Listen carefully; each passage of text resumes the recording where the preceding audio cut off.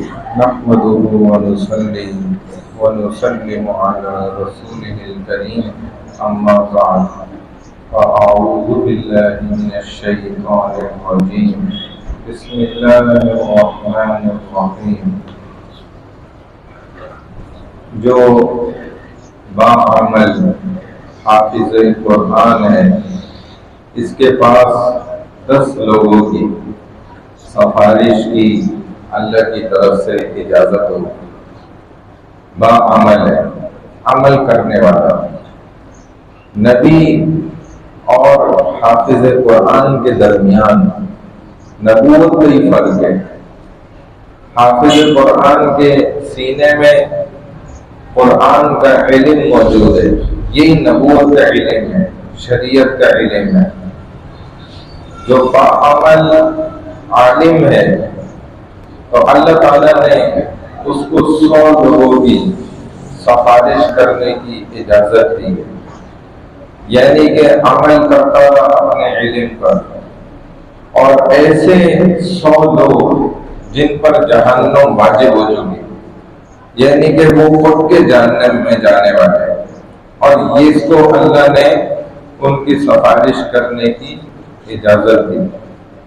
یہ کس کی بنیاد پر ہے؟ علم کی. علم کی بنیاد پر اللہ سبحانہ و تعالی نے ان کو سفارش کرنے کی اجازت دے دی. دنیا میں ایک گرین پاسپورٹ حاصل کرنے کے لیے انسان کیسے در بدر ٹھوکریں کھا رہا ہوتا ہے، اور جنت کا جس کو پاسپورٹ مل جائے، وہاں کا ویزا، اس کے بعد حافظ قرآن کے پاس 10 ہے جو باعمل ہے، اور عالم کے پاس 100 ہے جو باعمل ہے. اگر وہ حافظ بھی ہے تو 110 ہوگا. اللہ تعالیٰ اسے کہیں گے کہ بس قرآن پڑھتے جاؤ اور جنت کے درجات پہ چڑھتے چلے جاؤ. یہ الحمد سے شروع کرے گا، والناس پہ جا کر جنت کے آخری مقام تک پہنچ جائے گا. یہ اس علم کی فضیلت ہے.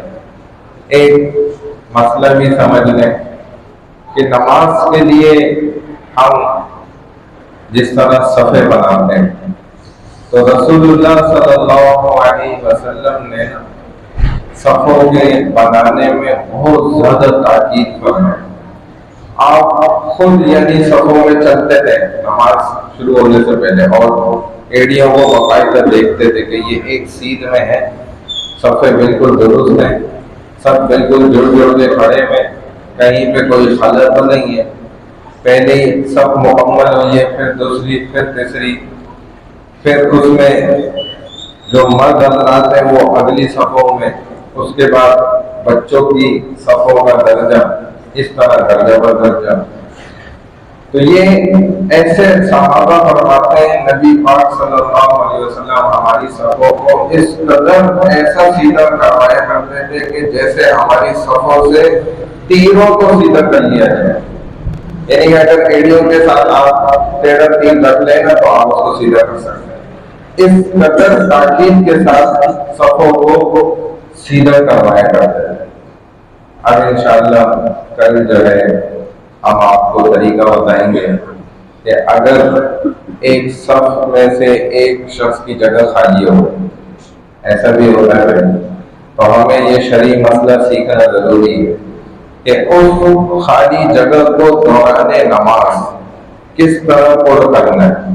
اس کا پورا ایک طریقہ ہے، مشقی طریقہ. اس کے مطابق آپ اس صف کو پر کریں گے تو وہ صحیح ہوگا عمل. اگر وہ طریقہ نہیں سیکھیں گے اور غلط طریقے سے کریں گے تو نماز آپ کی ٹوٹ بھی سکتی ہے. اس لیے وہ مشقی انداز میں انشاءاللہ ہم کل پوری کوشش کریں گے آپ کو یہیں پر سکھا دیں. دوسرا مسئلہ ہم یہ بھی سیکھ لیں گے انشاءاللہ کہ دوران نماز اگر وضو ٹوٹ جائے تو پھر کیا کرنا چاہیے.